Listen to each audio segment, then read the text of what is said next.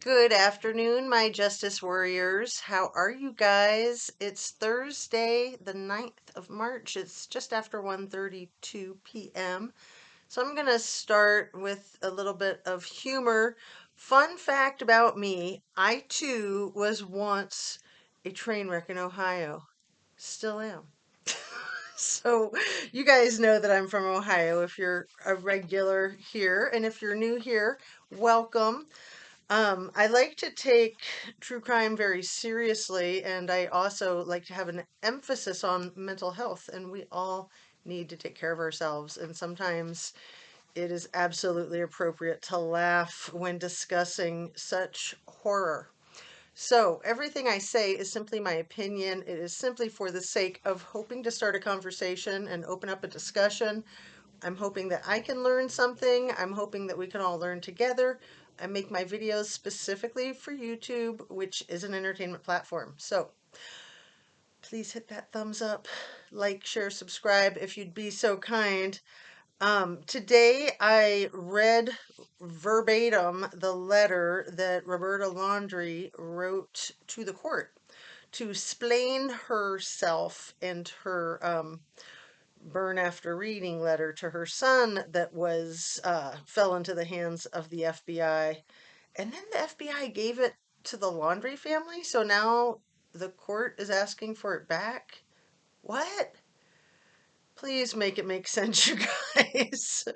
So let's just give a couple of highlights from the letter because, she did the Petitos a great service with trying to mansplain away her letter with a new letter. This woman, man, whoa, man. So she says that she wrote the letter on or about the end of May 2021, which I just think is hilarious. On the end of May? Okay, whatever. Um, and she says that the letter was really just like an homage to all the cute little childhood books that she read to her man baby son, Brian. Runaway Bunny, Little Bear. And then Gabby was the badass who bought him the burn after writing, so everything is her fault anyway. She tries to explain it away by saying that she was just being lighthearted and quirky in this crazy ass letter. I want to know what this letter says, you guys. I mean, if she wrote these 3 pages thinking it was going to help, it must be really incriminating. Um, it was lighthearted and quirky, just, same way that many sexual harassers in the workplace just have those lighthearted, quirky senses of humor that you don't get, so then you overreact and file a lawsuit against them for their lighthearted, quirky sense of humor, right? That's what it reminds me of. So, the letter says something about how her love for him was not diminished and could not be shaken by the miles of separation we would soon be faced with. Huh. She's saying that it was in May before they took their road trip. That sounds a lot like it was written in September before he ran away from his problems. But she says it's not true, so it must be not true.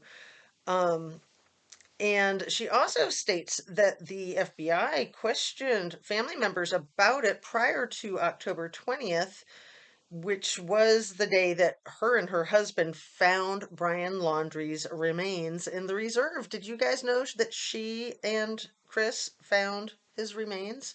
I thought they just found like a bag and maybe a tooth, or they found a bag and a book and a notebook and a half note and a Moab coffee roaster hat. And then the authorities found the tooth. So they knew it was him because they just happened to have the dental record receipt right with them there in their pocket, right? Not the type of letter a mother writes to her adult son, but she's embarrassed that anybody would see it. But now she's glad, she says. And yeah, maybe she is glad. Freud would call that a death wish, right? Oh, there's a couple that I missed. planning to leave home. She writes to Brian about how he was planning to leave home, saying that that was back on or around May before the road trip. And then, anyway, that makes no sense. Planning on leaving home at 23 with his fiance? Well, yeah, you'd hope he was planning on leaving home eventually if he was getting married. Come on. What are they going to do? Live in the mommy's basement? I'm sure they could. So there were some other phrases that are not found in the Runaway Bunny and the Little Bear books. And so those words seem to have a connection with Brian's actions and his taking of Gabby's life, but that's just because you're stupid. Okay. Goodness gracious, you guys. What else did I want to include in this? That, SF Investigates was doing a Zoom interview with CNY yesterday and maybe TNT as well. And people were talking about that. And I tried to watch. I really gave it a good old college try, but I could just not stomach. That guy is just like a bucket of snakes with a bunch of slime in it, as far as I'm concerned. Oh, much like the person with the initials SS, snakes and slime. Um, So the letter that we were talking about was actually, I said this at the beginning, returned by the FBI to the laundries.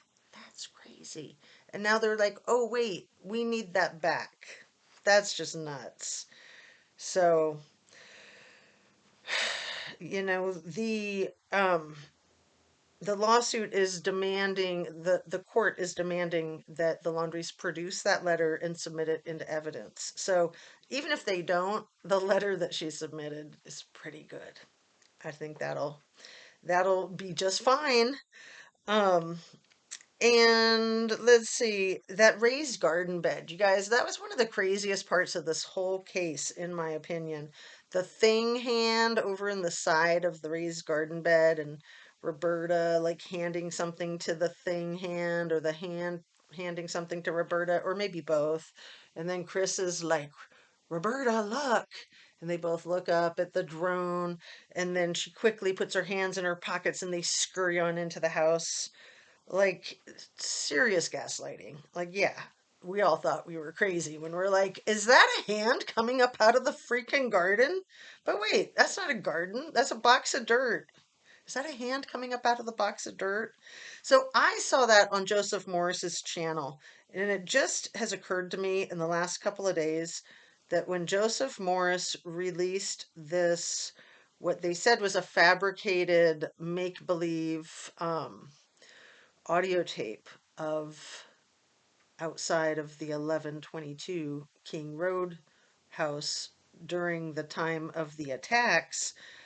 I'm wondering if he was scapegoated and that they were just gaslighting, trying to throw him under the bus so that they could keep up with this facade that, oh no, that's a fake audio.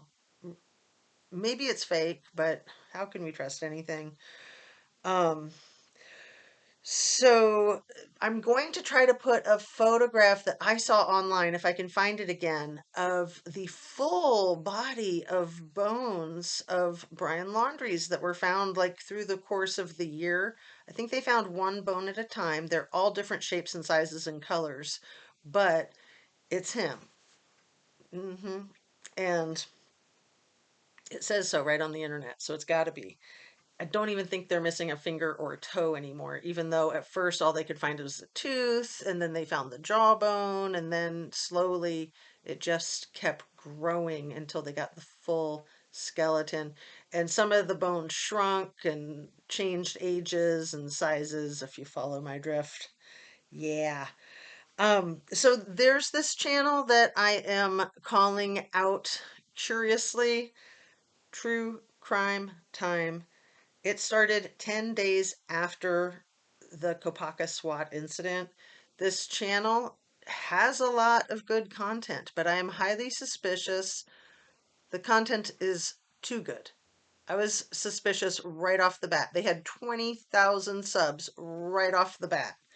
So I'm curious, and inquiring minds want to know, like, what's up with that? Some of the things that TCT says in the only live on the channel, which was just posted late last night, um, it's crazy. Way more information than anybody should know about anything that went on in 1122 King Road that night of November 13th, the wee hours of Sunday morning from 3 to 4:30 in the morning. How anybody would know some of these details, has me scratching my head. Anyway, I'm going to sign off. I hope you have a fabulous, productive rest of your day. Put your feet up. I'd say take the rest of the day off if it was already productive, but if you still need to be productive, just give yourself a break. Be easy on yourself. Take really good care of yourself. Make sure you're drinking your water. Excuse me while I do that. I got to be a good role model, right? I was just getting a tickle in my throat. Wow. Good thing I had that right there. So, yes, I tell you guys this stuff to remind me of this stuff because I seriously forget every day. You got to eat your protein, you got to eat your veggies, high produce. Make sure that you get fresh air and sunshine every day. Make sure people treat you kind and with respect. Make sure you treat the people around you with kindness and respect. And I'd like to say namaste, sending you light, sending you love. And again, please hit that like button, share and subscribe if you'd be so kind. It's just really cool to have this YouTube true crime channel. So thanks for having me as part of this YouTube true crime community. See you on the next one. Thanks again.